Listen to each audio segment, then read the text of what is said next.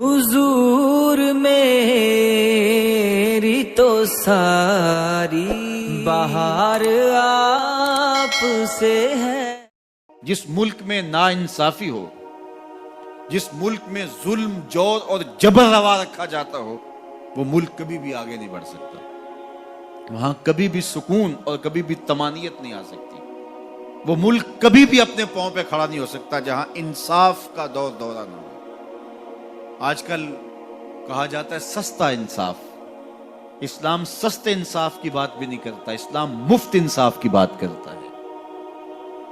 ہر شخص کی دہلیز تک انصاف پہنچے، اور اسلام نے انصاف کے تقاضوں کو اس انداز سے پورا کیا کہ میرے اور آپ کے آقا و مولا کے دور ہمایوں میں بنو اسود کی ایک خاتون چوری کر لیتی ہے اور اس کے ہاتھ کٹنے کا حکم ہوتا ہے، تو حضرت اسامہ بن زید رضی اللہ تعالی عنہ کے ذریعے سے حضور سے سفارش کی جاتی ہے کہ یہ قبیلہ نیا نیا اسلام لایا ہے، ان کی خاتون کا ہاتھ کٹ گیا تو کہیں یہ اسلام سے ہٹ نہ جائیں، تو کوئی نرمی برت لی جائے۔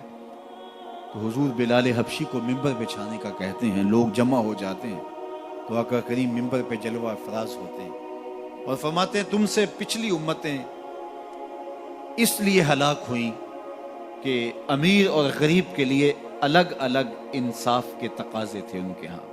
فرمایا میری شریعت میں ایسا نہیں ہوگا، اور پھر ایک تاریخی جملہ میرے حضور نے ارشاد فرمایا کہ اگر میری بیٹی بھی چوری کرتی میں محمد اس کا بھی ہاتھ کاٹتا۔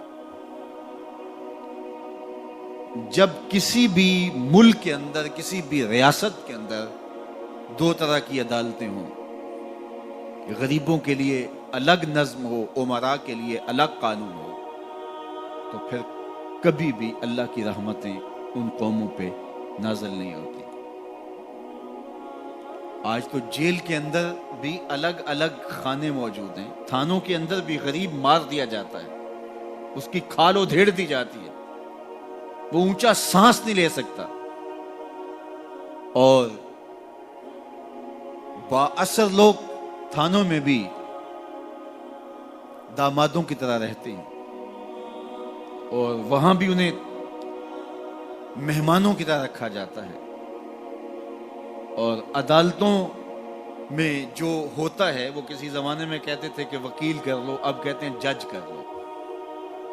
انصاف کا جس طرح دن دہاڑے خون ہوتا ہے، اور عدالتوں اور کچہریوں کے اندر جو عدل و انصاف کا قتل عام ہوتا ہے، وہ کس سے مخفی ہے؟ اپنی آنکھوں پہ پٹی باندھ کر کے اور خاموشی اختیار کرنے سے کوئی فرق نہیں پڑتا۔ آج ہمارا عدالتی نظم انصاف نہیں دے رہا۔ اگر ہم چاہتے ہیں کہ یہ ملک آگے بڑھے اور مستحکم ہو تو نظام عدل کو درست کرنا پڑے گا۔ عدالت کے اندر خلیفہ وقت بھی کھڑا ہوتا تھا اور ایک ذمی بھی کھڑا ہوتا تھا، اور اس ذمی کو پتہ ہوتا تھا کہ میرے ساتھ ناانصافی نہیں ہوگی، تو معاشرہ پرسکون ہوتا تھا۔ دور موجود کے اندر کہتے ہیں کہ سب سے بڑا بم جو ہے وہ معیشت ہے۔ کسی قوم کی اگر معیشت کمزور ہو گئی، اقتصادی حالت پتلی ہو گئی، آج کے گلوبل ورلڈ میں اس کی کوئی عزت اور کوئی توقیر نہیں رہتی۔ میں کہتا ہوں یہ ضابطہ آج سے نہیں ہے، یہ جاہلی نظم جو موجودہ مہذب دنیا کے اندر یہ جو جاہلی قانون اور ضابطہ ہے، یہ جاہلیت کے زمانے سے لے کے آج تک ہمیشہ کار فرما رہا ہے کہ جس کے پاس 4 ٹگے ہوتے ہیں اس کی بات بھی غور سے سنی جاتی ہے، اور جس کے پاس دولت نہیں ہوتی اس کی سمجھداری پر مشتمل باتوں کو بھی حفوات کہہ کے رد کر دیا جاتا ہے۔ اور اگر آپ کے گھر میں دانے ہیں تو آپ کے کملے بھی سیانے ہیں، اور اگر آپ کے پاس کچھ نہیں ہے اور آپ فصاحت و بلاغت کے امام ہیں تو آپ کی بات کی کوئی اہمیت نہیں ہے۔ عربی کا ایک شعر ہے کہ فصاحت و صحبان و خط و ابن مکلا و حکمت و لقمان و زہد و ابن ادہمی اذا اجتمعت فی المرء والمرء مفلس فلیس لہ قدر بمقدار درہمی۔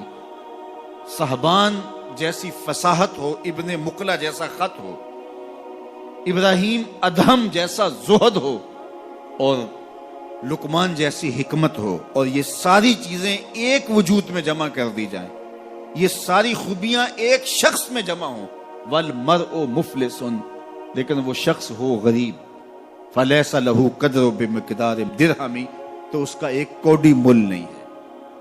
یہ دنیا کا ضابطہ ہے، یہ دنیا کا جھوٹا نظم ہے، اور شروع سے آج تک یہ قانون دنیا کا اندھا قانون کار فرما ہے۔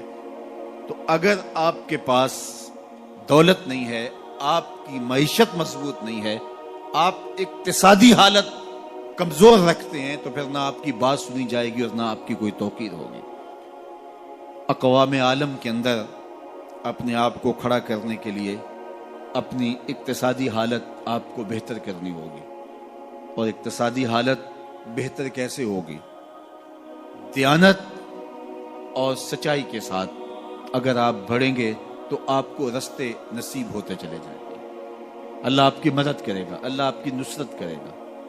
دیانت کے ساتھ اور سچائی کے ساتھ جو قومیں آگے بڑھی ہیں، وہ قومیں کافر بھی ہوں تو انہیں راستے ملے ہیں، اور دیانت اور سچائی کو جن قوموں نے چھوڑا ہے، چاہے وہ تہجد گزار بھی ہوں، انہوں نے راستے مسدود پائے ہیں، راستے بند پائے ہیں۔